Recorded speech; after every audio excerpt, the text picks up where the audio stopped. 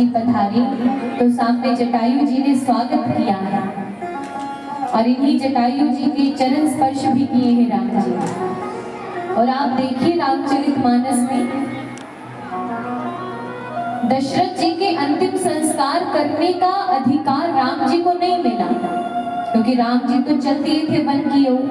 पश्चात में दशरथ जी ने प्राणों का त्याग किया है, लेकिन इस जटायु का जो अंतिम संस्कार है वो स्वयं राम जी ने अपने हाथों से किया। ऐसा नाता, ऐसा रिश्ता राम जी ने निभाया है। कहने का तात्पर्य है कि भगवान तो रिश्ते नाते निभाते हैं, हम ही कहीं ना कहीं चूक कर जाते हैं, भूल कर जाते हैं भगवान को पुकारने में, रिश्ता निभाने में। इधर महाराज जटायु जी पधारे, खूब सुंदर समय बीत रहा है। तभी अब लीला आरंभ, जो मुख्य लीला है वो आरंभ होने का समय आ गया। एक दिन जानकी जी और खूब सुंदर राम जी लक्ष्मण भैया निवास कर रहे थे। निवास करने के पश्चात यही मार्ग में जब पंचवटी में रही तो पंचवटी से जब आगे बढ़े तो यहाँ मार्ग में ही शबरी जी का आश्रम हुआ। अब ये शबरी कौन है बंधु? ये जो शबरी है इनका भी राम जी उद्धार करेंगे आगे चलकर। यहाँ पंचवटी में राम जी और सब निवास कर रहे हैं। अब समय ऐसा आया कि जानकी जी के खोने की लीला आरंभ हुई। लेकिन ये जो जानकी जी हैं, जो रावण के संग में जाएंगी, ये असली सीता नहीं है, छाया सीता है। रावण जब जानकी जी को लेकर जाएगा, इस लीला से पहले ही अग्नि में असली जानकी जी को प्रवेश करवा दिया गया था। छाया सीता प्रकट हुई थी, नकली भक्ति प्रकट हुई थी, और रावण जिस जानकी का हरण करेगा वो जानकी नकली है। असली जानकी जी को भला रावण जैसा तुच्छ व्यक्ति छू सकता है?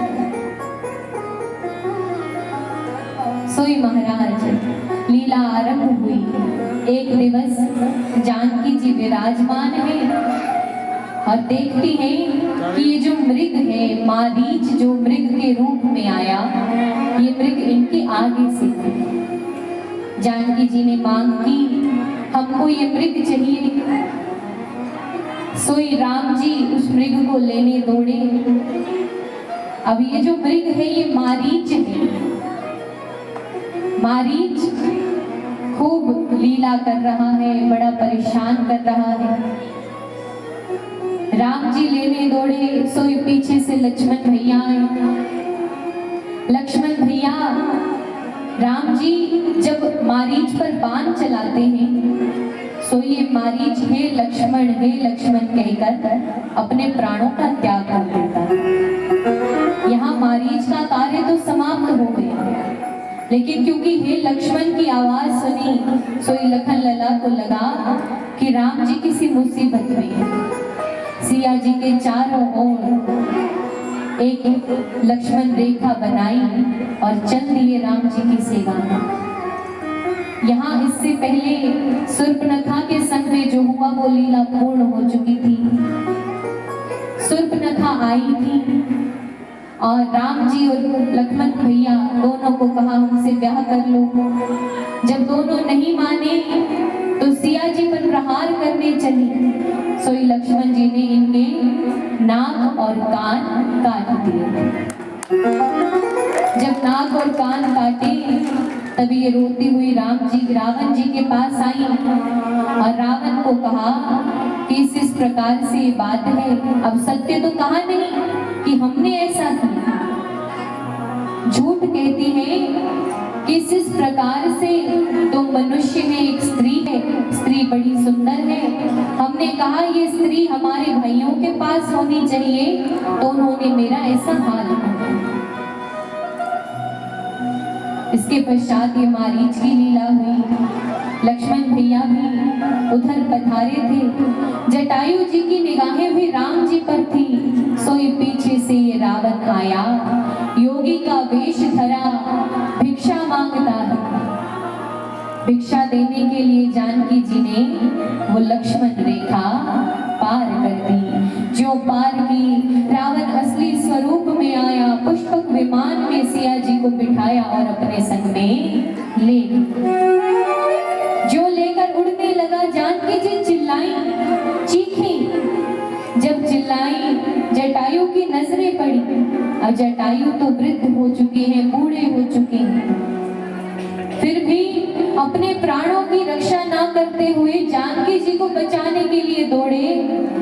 ये रावण, इस रावण ने जटायु जी के दोनों पंख काट दिए। जब दोनों पंख कटे, असहाय हो गए जटायु जी, पृथ्वी पर आ गिरे। इधर तब तक राम जी को ज्ञात हो चुका था कि जानकी जी का हरण हो चुका है। राम जी पुकार रहे हैं, ढूंढ रहे हैं। मार्ग में जटायु जी मिले, असहाय अवस्था में। जटायु जी को अपनी गोद में लिटाया है, जल इत्यादि पिलाते हैं, खूब सेवा करते हैं। तब जटायु जी कहते हैं कि राम, मैं तो मेरी कुल वधू को बचा नहीं पाई। अब राम जी बेटा हुए तो जानकी जी बहू लगी। तब जटायु कहते हैं कि मैं तो मेरी कुलवधू को बचा नहीं पाया, बूढ़ा हो चुका हूँ, असहाय हूँ, लेकिन तुम मुझे वचन दो, तुम मेरी कुलवधू को लेकर आओगे और उस रावण के पूरे कुल का नाश कर दोगे। सोई राम जी वचन देते हैं, जटायु जी प्राण त्यागते हैं और जटायु जी का अंतिम संस्कार करके राम जी आगे को बढ़ते। अब लीला चल रही है, प्रत्येक लता पता से, प्रत्येक पेड़ पौधे से, प्रत्येक प्राणी से राम जी केवल एक बात पूछ रहे हैं, हाँ मृग मृग हाँ मधुकर शयनी, तुम देखी सीता मृग नयन, क्या तुमने मेरी जानकी को देखा है? क्या तुम जानते हो मेरी जानकी कहाँ गई? क्या तुम्हें पता है मेरी जानकी को कौन ले गए? लीला चल रही है। जानकी को ढूंढते ढूंढते राम जी आगे मार्ग में पहुंचे। यहाँ से शबरी मिलन का अध्याय आरंभ होता है। ये शबरी, ये भिल्ली कौन है जानते हैं आप लोग? ये शबरी छोटी सी थी, जब अपने विवाह से भागकर आई थी। विवाह से क्यों भागी? क्योंकि इनके पिताजी जबरदस्ती इस शबरी का, भिल्ली का विवाह ऐसे व्यक्ति से कर रहे थे जो मांस इत्यादि खाता था। इनके विवाह में पशुओं की बलि दी जा रही थी। ऐसे नरभक्षी परिवार से ये भिल्ली नाता नहीं जोड़ना चाहती थी और इसीलिए अपने विवाह का त्याग कर दिया, भाग आई विवाह से। तब इन्होंने मतंग जी के आश्रम में आश्रय लिया था। समय बीता, जब मतंग जी अपने प्राणों का त्याग करने लगे, इस धराधाम को त्यागने लगे, तब अपने प्राणों का त्याग करते हुए मतंग जी से, गुरुदेव से ये शबरी केवल एक ही बात पूछती है, गुरुदेव मुझे राम जी से मिलन कब होगा? कब मैं भगवान श्री राम से मिलूंगी? कब मेरा प्रभु से मिलन होगा? उस समय इनके गुरुदेव बताते हैं कि तुम अपनी आस्था पर अड़ी रहे। एक दिन स्वयं राम चलकर तुम्हारे द्वार पर आए और वो दिन है और आज का दिन है। यही शबरी प्रतिदिन अपनी कुटिया को बहारती है, खूब सुंदर श्रृंगार करती है, द्वार पर बंधनवार बांधती है, प्रतिदिन बेर जग कर लाती है। आज राम जी को पवाऊंगी, आज राम जी हैं। इसने अपनी सारी उम्र केवल राम जी की प्रतीक्षा में निकाली और प्रतिदिन एक ही भाव गाती है, अरे रामा रामा रटते रटते बीती रे उमरे, रटते रटते उमरिया रामा रामा रटते रटते प्रीति रे उमरिया रामा रामा रटते रटते प्रीति रे उमरिया रघुकुल नंदन कब आओगे मिलने की डगरिया रामा रामा रटते रटते प्रीति रे उमरिया रामा रामा रटते रटते उमरिया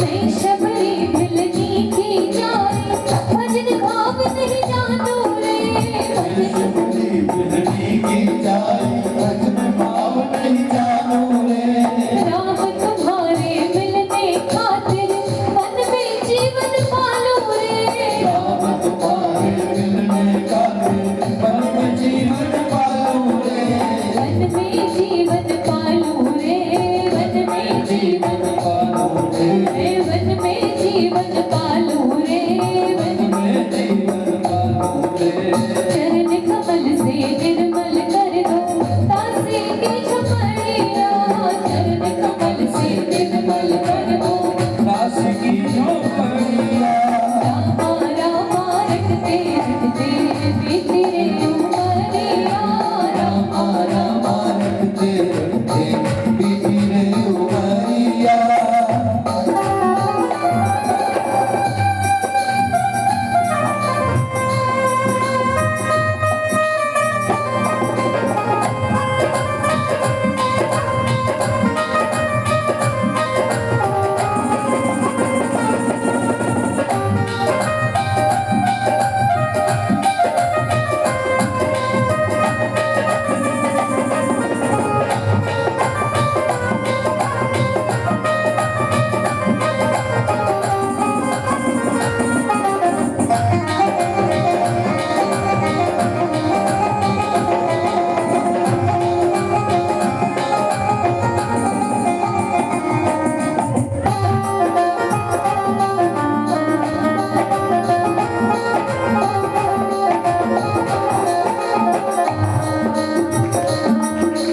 रोज सवेरे वन में जाकर फूल चुन चुन कर लाऊंगी रोज सवेरे वन में जाकर फूल चुन चुन कर लाऊंगी अपने प्रभु के सन्मुख रख के प्रेम से भोग लगाऊंगी अपने प्रभु के सन्मुख रख में प्रेम से भोग लगाऊंगी मीठे मीठे बेरों की मैं भर लाई रे जबरिया मीठे मीठे बेरों की मैं हलाई खबरिया रामा रामा रटते रटते प्रीति रे उमरिया रामा रामा रटते रटते प्रीति रे उमरिया रघुकुल नंदन कब आओगे मिलने की डगरिया रामा रामा रटते रटते प्रीति रे उमरिया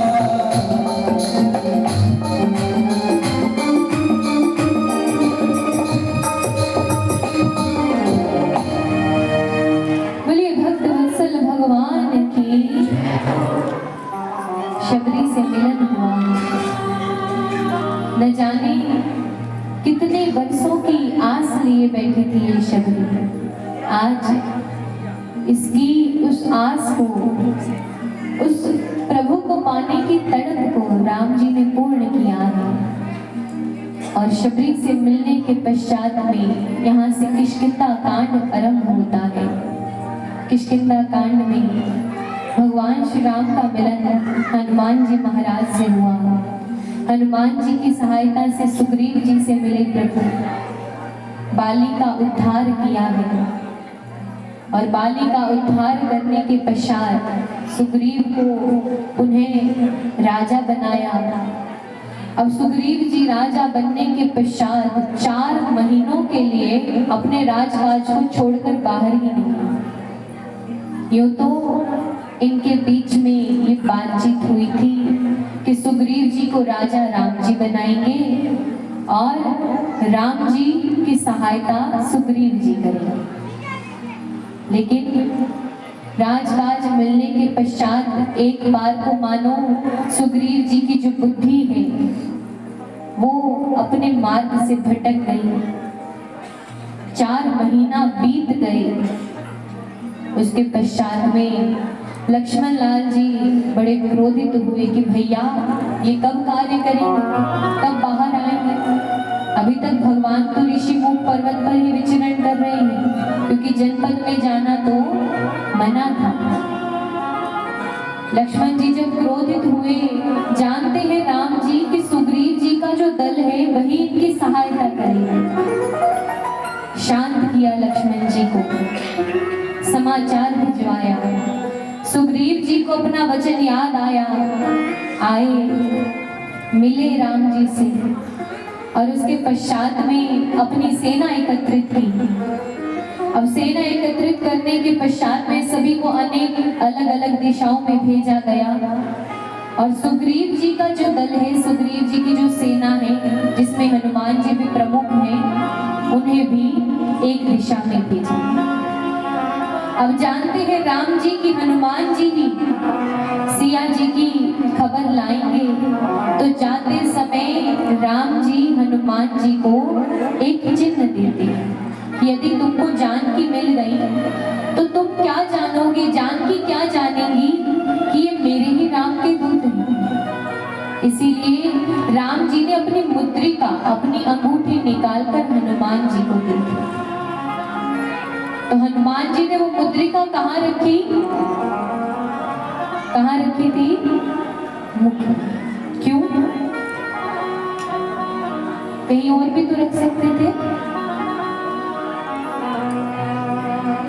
हनुमान जी विचार करते हैं कि यदि दाएं हाथ में रखें तो मार्ग में खूब असुर लोग मिलेंगे, इनका उद्धार करना है। मुद्रिका छूट गई तो यदि बाएं हाथ में रखें तो ये प्रसादी है, प्रसादी कभी बाएं हाथ में नहीं ली जाती। मस्तक पर रखें तो जब जानकी जी मिल गई, उनको प्रणाम करने के लिए झुकेंगे तो प्रसादी नीचे गिर जाएगी, अपमान हो जाएगा। तब खूब विचार करने के पश्चात हनुमान जी ने वो मुद्रिका अपने मुख में रखी, यहां से कहीं नहीं जाएगी। अब इसका एक तात्पर्य और निकलता है कि भैया हर एक अंग का कोई ना कोई जेवर है। कानों के जेवर आते हैं, नाक का जेवर आता है, हाथों के लिए मुद्रिका भी है, कड़े भी हैं, गले के लिए है, मस्तक के लिए भी जेवर है। लेकिन इस मुख में बैठी जीभा के लिए कोई जेवर नहीं। इस मुख में बैठी जीभा का जेवर है, आभूषण है तो केवल और केवल राम का नाम। जो व्यक्ति राम का नाम लेता है उसे राम जी अपनी शरण में रखते हैं। इसीलिए तो कहा गया था आरंभ में, राम से बड़ा राम का नाम। बोलिए भक्त वत्सल भगवान की।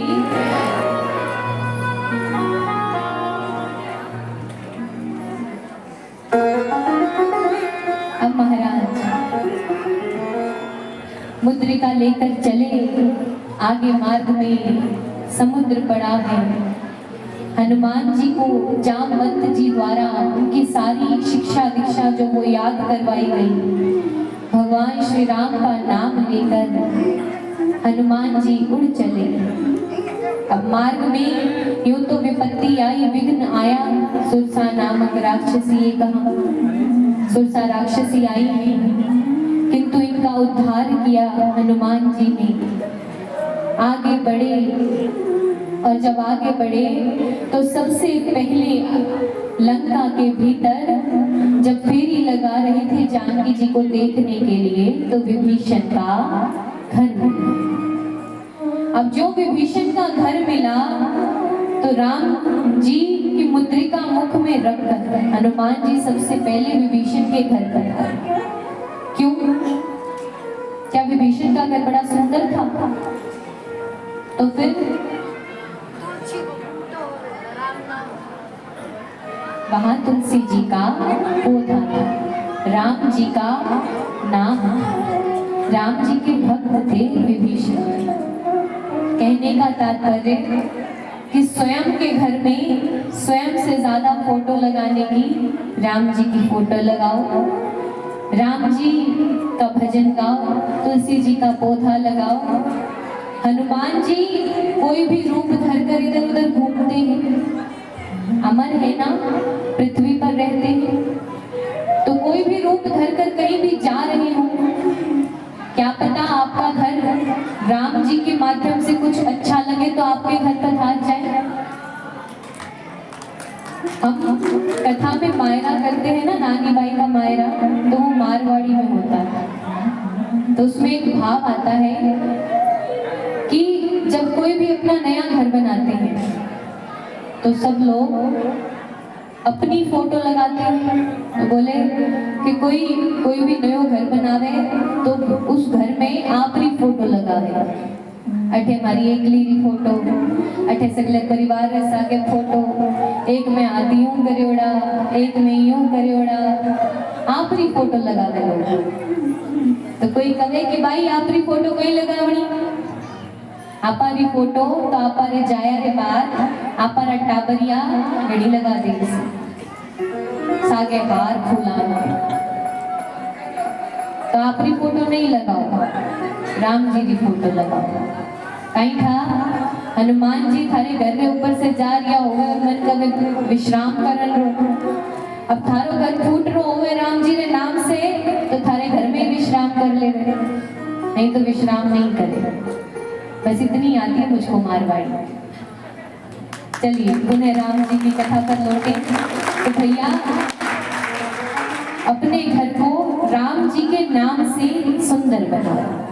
घर सजाना है तो राम जी के नाम से सजाओ। तुलसी जी का पौधा लगाओ, तुलसी जी की माला धारण करो, राम जी का नाम जपो, हनुमान जी कृपा करते हैं।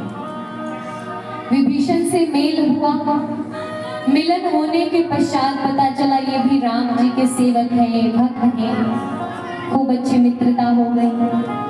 विभीषण जी ने ही पता बताया कि अशोक वाटिका में जानकी जी को रखा हुआ। पहुंचे अशोक वाटिका में, जानकी जी को प्रणाम किया, मुद्रिका दिखाई कि मैं राम जी का सेवक हूँ। अब हनुमान जी को इतने सारे फलदार वृक्ष देखकर भूख लग गई, जो फल इत्यादि खाने लगे। रावण के पास खबर पहुंची कि कोई वानर आकर उत्पात मचा रहा है। मेघनाथ को भेजा, मेघनाथ ने हनुमान जी को बांध लिया और ले जाकर रावण की सभा में उपस्थित किया। पूंछ पर आग लगाई गई, लेकिन हमारे हनुमान जी उस पूंछ की आग को पूरी लंका में ही बांटा। क्यों बांटी? अब आग लगी पूरी लंका में, केवल अशोक वाटिका और विभीषण जी के घर को छोड़कर सारी लंका जलकर खाक हो गई। क्यों? तो एक भाव मन में आता है कि भैया हम लंगर करवाते हैं, तो लंगर में उन सभी के घर पर प्रसादी भेजी जाती है जिसके घर से कोई सेवा आई हो। आज कोई व्यक्ति हमको आटे की सेवा देवे तो उसके घर भी हम प्रसादी भिजवाएंगे, कोई सब्जी की सेवा देगा तो हम उसके घर प्रसादी भिजवाएंगे। अब जिसने कुछ दिया ही नहीं उसके घर प्रसादी भी नहीं जाएगी। तो हनुमान जी की पूंछ में आग लगाने के लिए सभी के घर से कुछ ना कुछ आया। किसी के घर से कपड़ा आया, किसी के घर से माचिस की तीली आई, किसी के घर से तेल आया। तो हनुमान जी ने सबके घर में वो अग्नि रूपी प्रसादी भिजवाई और सारी लंका जलकर खाक।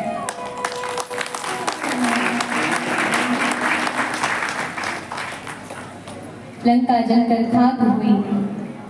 इसके पश्चात में भगवान ने सेतु का निर्माण किया, राम सेतु बना।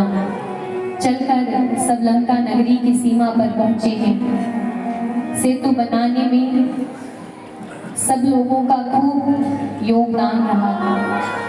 नल और नील का मुख्य तौर पर से आगे पहुंचे। अभी भी राम जी युद्ध को टालना चाहते हैं, अंगद को भेजा। अब की बार जब अंगद को भेजा तो किसी ने कोई उत्पात नहीं किया। हनुमान जी से सब डर चुके थे। अंगद जी ने जाकर पांव गाड़ दिया, कोई आ सके तो उठाते हो, सब हार गए। तब रावण के 4 सिर के मुकुट लाकर राम जी के चरणों में अर्पित किए अंगद जी ने, और कहा महाराज ये युद्ध से नहीं टल रहा।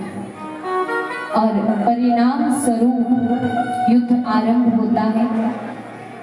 अब जब युद्ध आरंभ हुआ तो इस युद्ध में तुलसीदास जी वर्णन करते हैं कि प्रथम दिवस ही रावण आया था, लेकिन रावण का अंग अंग नस नस ढीली कर दी राम जी ने, और इधर हनुमान जी ने और सब सेना निहत्था हो गया था रावण।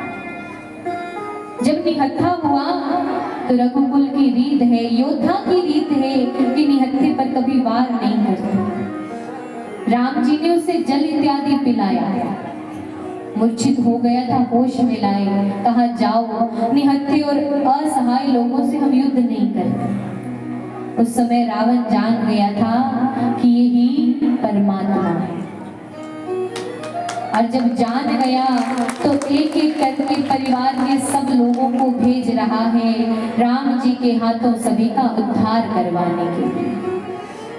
कुंभकर्ण को भेजा, कुंभकर्ण का उद्धार हुआ। मेघनाथ आए, मेघनाथ का भी उद्धार किया। ये तो शक्ति पाश में भी बांध दिया था लक्ष्मण जी को, उसका भी उद्धार हमारे हनुमान जी ने संजीवनी बूटी लाकर किया था। थोड़ा संक्षिप्त में हम कहते चले जा रहे हैं क्योंकि 2:45 हो चुके हैं, और आज 3:29 पर शायद ग्रहण लग जाएगा।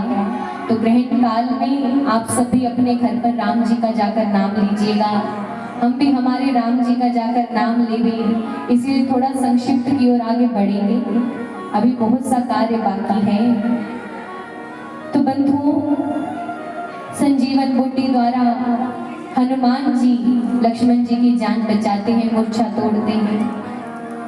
इधर मेघनाथ जब युद्ध करने के लिए निकलता है, कहकर चलता है पिताजी यदि आज मैं भी वापस नहीं आया तो मान जाइएगा कि राम परमात्मा है, और आप इस युद्ध को यही खारिज कर दीजिएगा।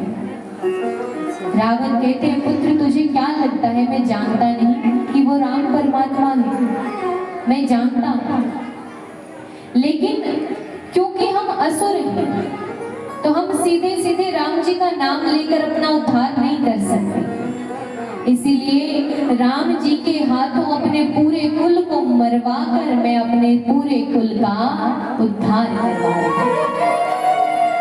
मेघनाथ का उद्धार लक्ष्मण जी ने किया। अब वो दिन भी आया जब रावण का उद्धार होना है। सोई रावण का तिलक इत्यादि करने के लिए मंदोदरी थाल लिए खड़ी है। जो थाल लिए खड़ी हुई, जो दीप जलाया था वो दीप बुझ गया। खूब बाहर कागा बोलने लगे। अब शगुन हुआ, मंदोदरी रोक रही है, आज नहीं जाइए, आज आप पर मार्केश योग लग गया है। ये मार्केश योग हमने पहले भी सुना था कि मृत्यु तक पहुंचा देता है। दिन है विजयदशमी का। गोस्वामी जी ने तो यहाँ तक वर्णन किया, यदि विजयदशमी का दिवस इस मार्केश योग को रावण टाल देता तो फिर रावण अमर था बंधु, लेकिन मृत्यु का काल का समय कहाँ टल पाता है। मार्केश योग लगा, रावण नहीं माना, युद्ध लड़ने गया है। गोस्वामी जी वर्णन करते हैं जितने तीर राम जी मार रहे हैं सब विफल जा रहे हैं। जितनी बार रावण के मुखों पर प्रहार कर रही हैं, उतनी बार ये सब एक बार को तो सिर कट जाता है, लेकिन उन्हें नया सिर उजागर हो जाता है।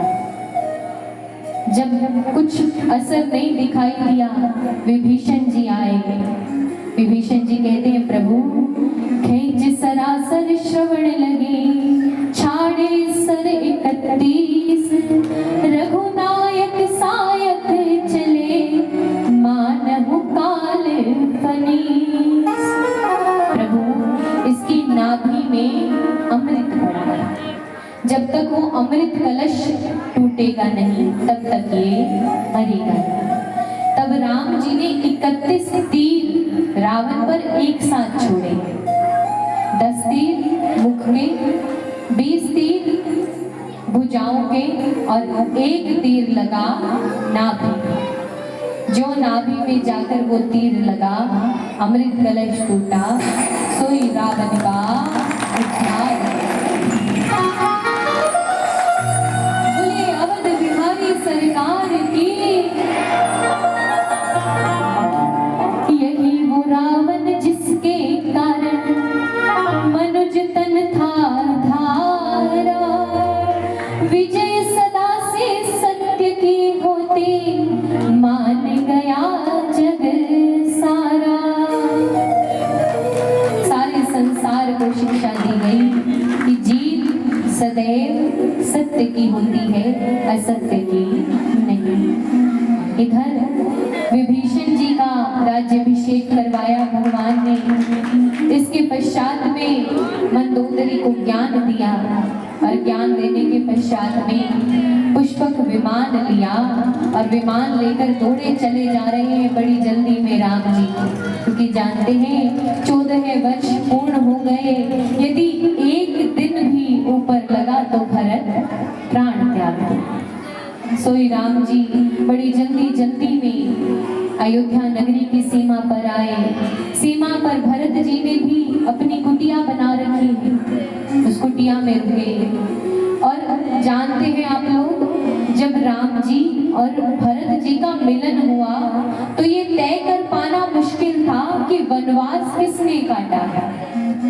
दोनों एक ही स्वरूप जैसे लग रहे हैं, दोनों ने तापसी वेश धारण किया है, दोनों ही अपने महल मीनारों को छोड़कर कुटियाओं में हैं।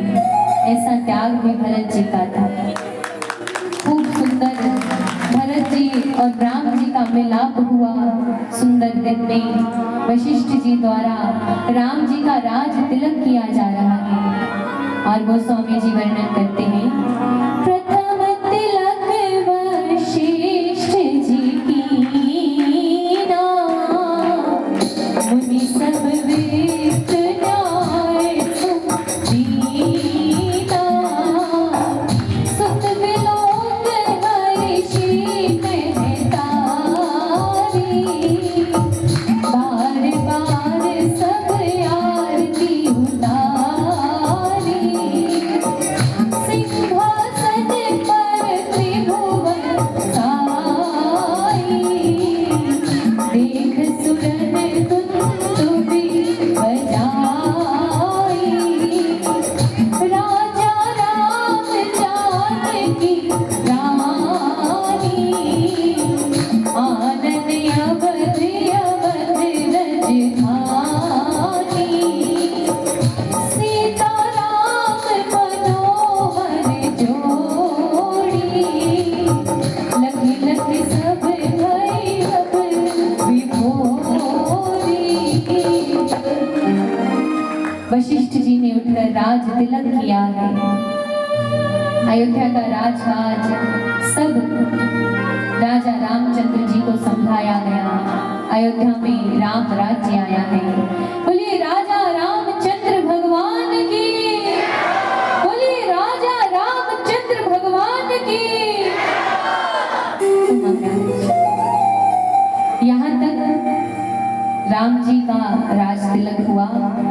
इसके पश्चात में जो जानकी जी की उन्हें वनगमन की लीला है, इसके पीछे नेकानेक कारण हैं।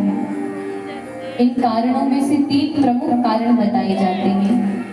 पहला कारण तो ये है कि ये नहीं कि राज तिलक के कोई 2 से 3 दिन बाद ही जानकी जी की वनगमन लीला हो गई। जानकी जी ने खूब 12 से 13,000 वर्षों तक राम जी के संग में निवास किया है।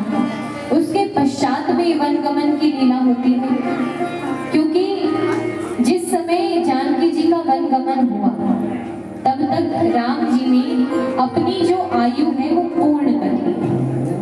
अब अपनी आयु पूर्ण हो गई, अब राम जी को दशरथ जी की आयु को पूर्ण करना था, क्योंकि दशरथ जी राम जी के वियोग में जल्दी प्राण छोड़ दिए थे।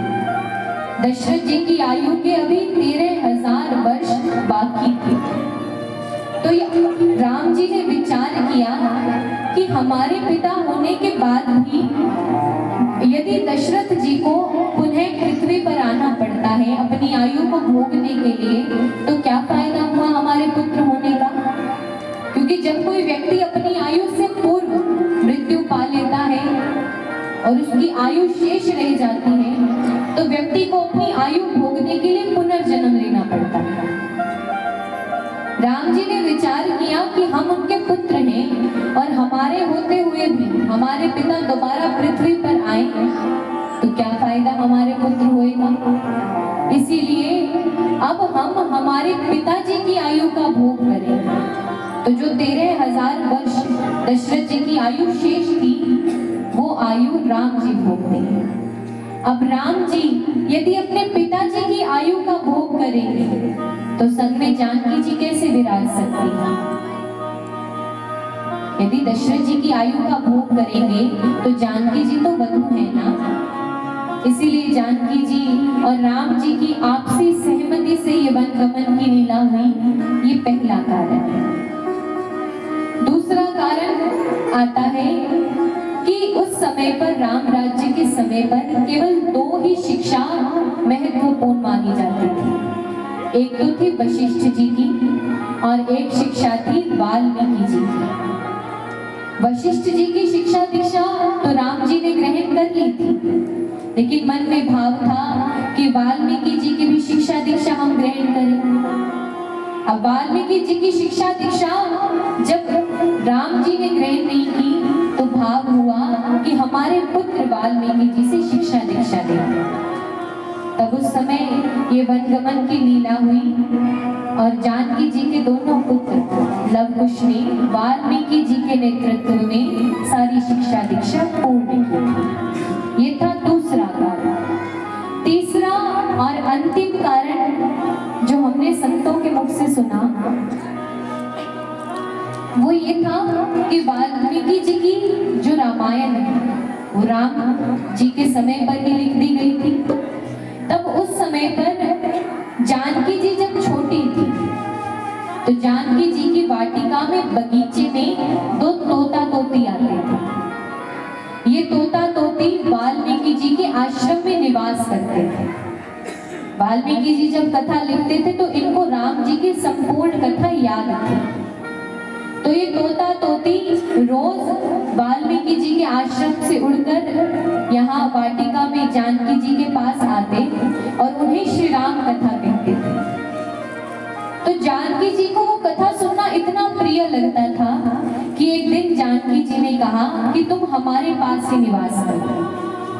तब वो तोता कहता है कि मेरी जो तोती है वो गर्भावस्था में है।